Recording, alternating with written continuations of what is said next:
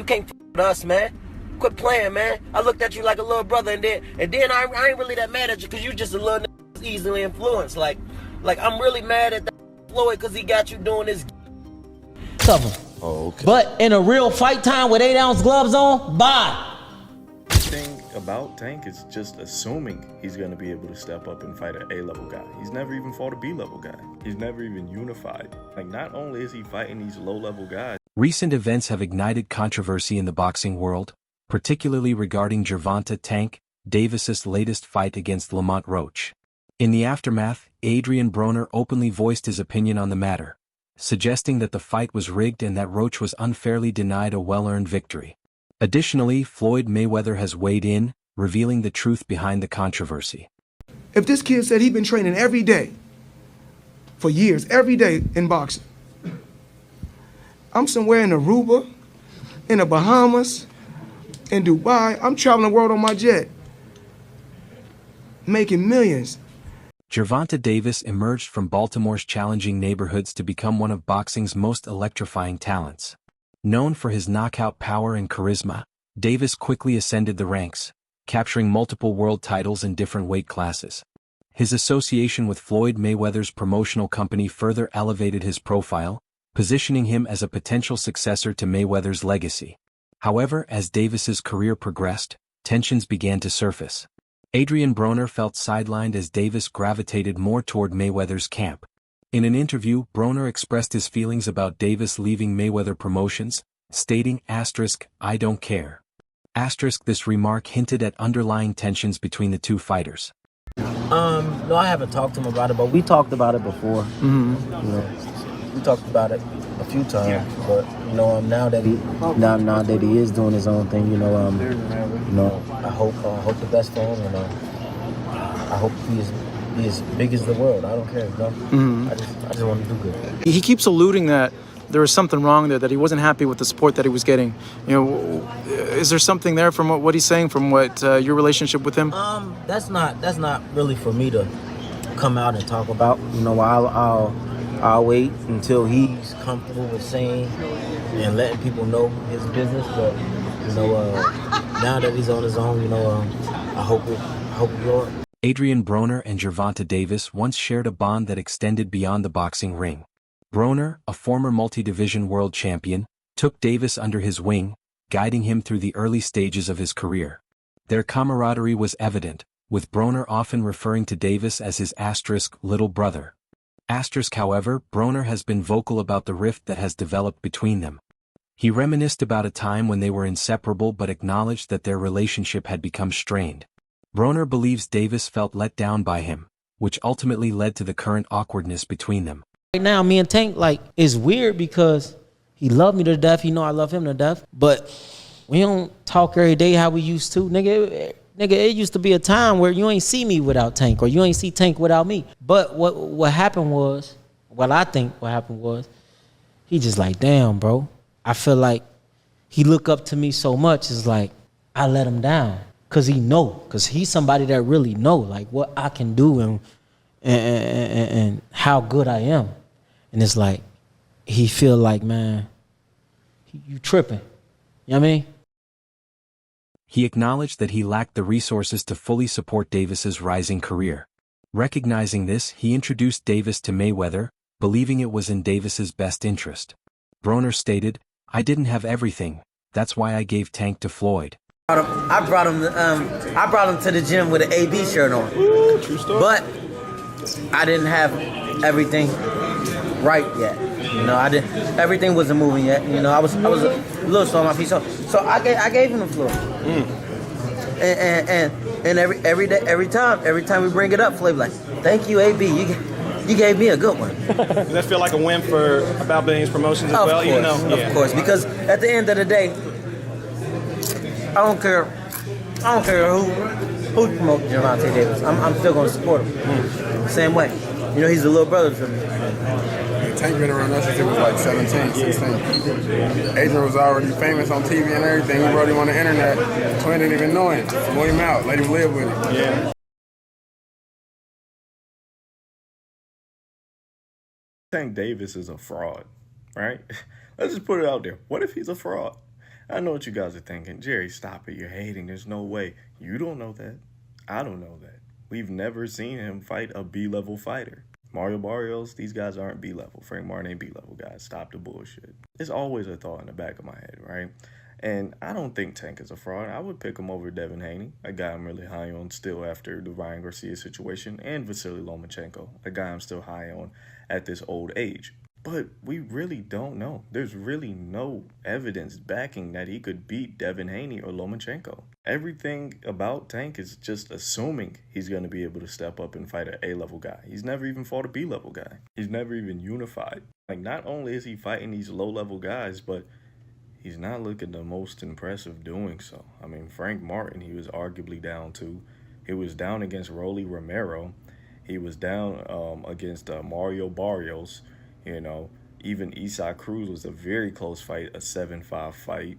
And yes, of course, he's getting the knockout against, you know, most of these guys. I'm not going to sit here and argue that.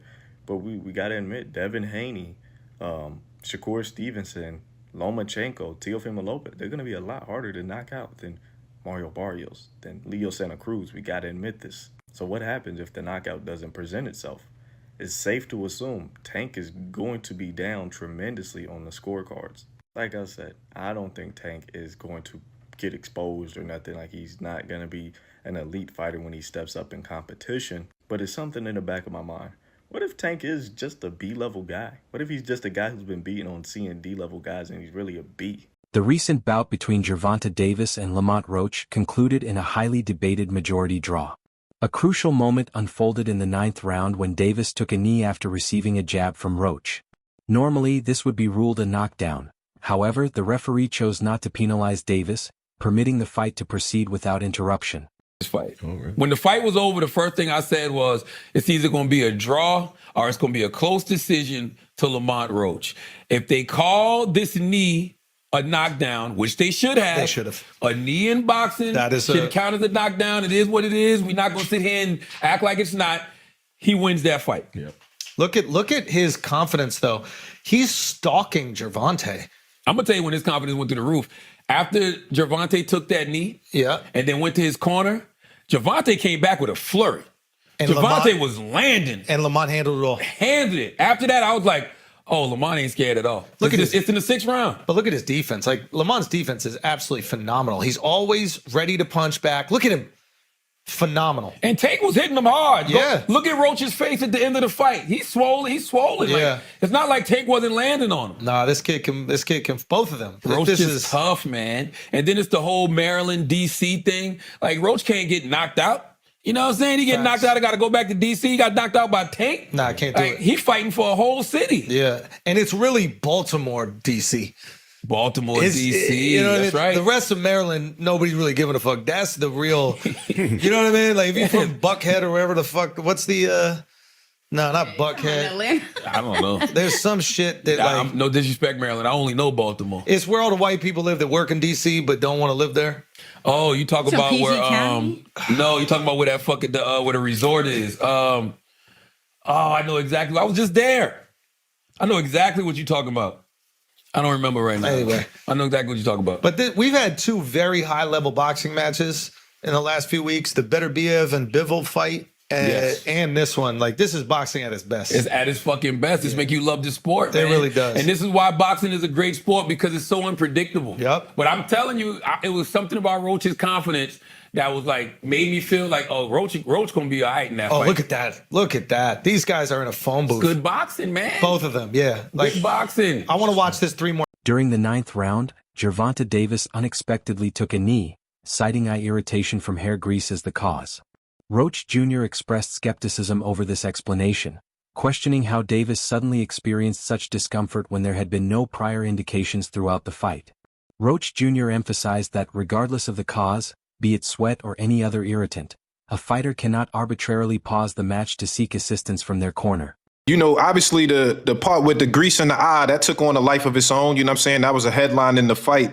One is, what did you think when he said that initially, just like the grease in the eye? But 2 is like, when you was in the fight, was there any point that you saw that? Like, did you see like him kind of messing with his eye, or did you have any indication that that was something that was bothering him? No, see, and that's the thing. If you look at the whole fight, he was never bothering his eyes before you jabbed him. Before I jabbed him. Even that right hand that, like, you know what I'm saying, that kind of landed, he kind of rolled with it. But after that, you could see him wipe his eye. And then, right after I hit him with the jab, you could see him wipe his other eye. So it's like, it was corresponding to which hand that I punched him with and exactly which eye. So it's like crazy for him to say, it's grease in my eye. And I think even when he say that, you could see me, because I'm right beside him, you could see me like, nigga, what you talking about? So, right. But you say you don't think he willing though. Yeah, whatever. See, but who cares? Like, sweat gonna get in your eye, blood gonna get in your eye. Yeah, it don't matter. Spit fuck around and get in your eye. You know what I'm saying? But you, it's not like you can be like, all right, no time excuse out, for ref. that. Hold on, hold on, Take no ref. time out. You can't do that. Right. Would you be cool with Steve Willis doing the next fight? Hell no. He can't do the next fight. No, he can't do the next fight. Right. No. Pops, it's a no? Hell no. Yeah, fuck that Fuck nigga. that. Yeah. You know how many Coach Ben on him, man. He lucky he ain't running Coach Ben after that fight. But look how many times he fucked the fight up though. Right. The knee, him going to the corner to get assistance, like who knows? Not saying that they did any cheating shit or nothing like that. But like he wiped his face with a towel. You can't do that. Right. You can't do none of that. Right. That's a disqualification. You turned your back on the ref after you took a knee. Usually the ref gonna be like, all right, he don't want to fight no more. Fight's off.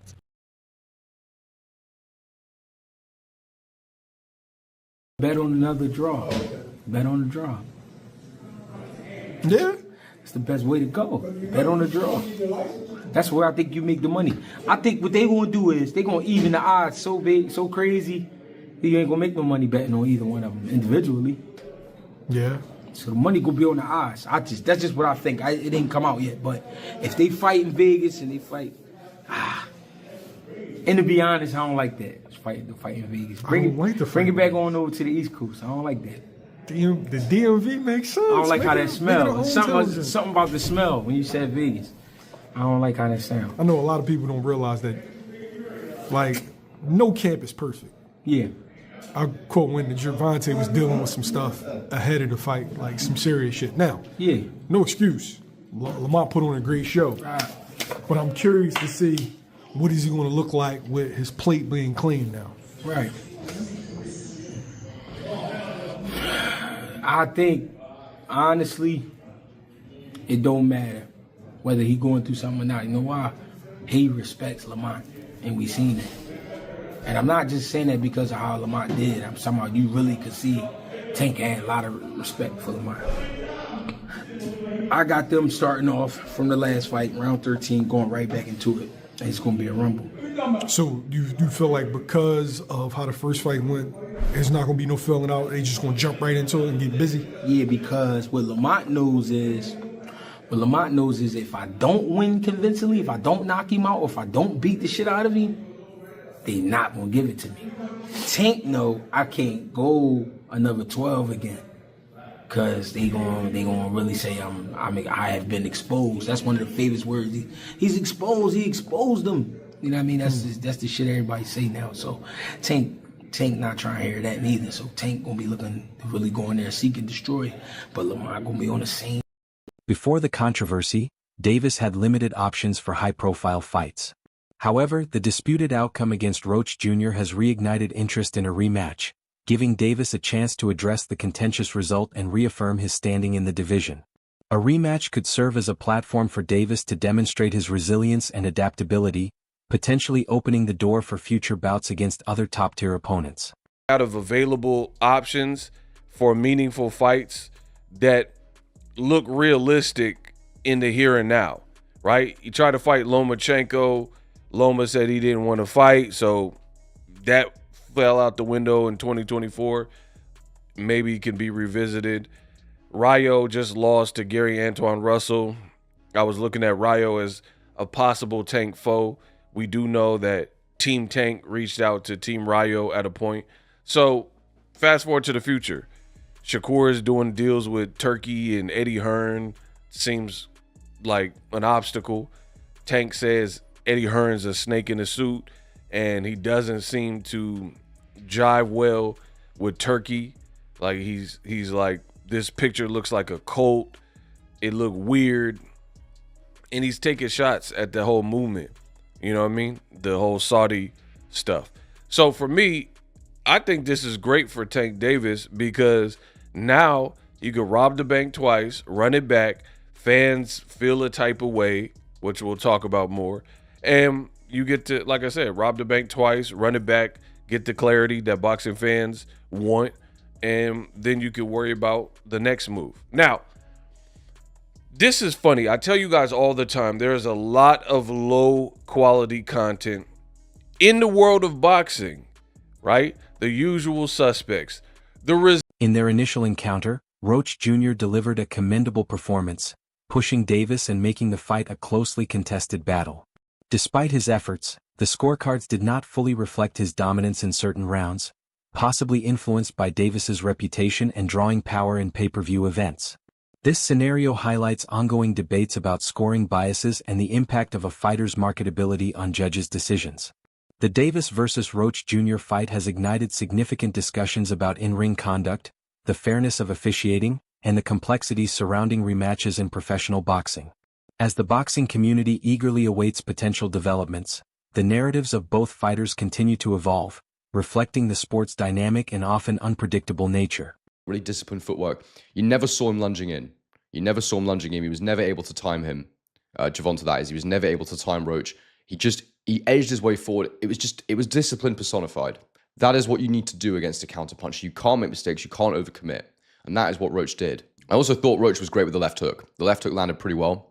And we saw Gervonta taking a lot more clean shots than we've seen in recent fights. I mean, he really was doing really well. And it was up close as well. It was up close. He worked really well on the inside, Roach. And he was punching on the turn as well. So when Gervonta was trying to, use lateral movement and pivot out, Roach would follow him around and keep throwing punches. And that was really good as well because, when a counterpuncher or when anybody is on the move like that, it's extremely hard for them to counter you. And so that is when you can commit a little bit more.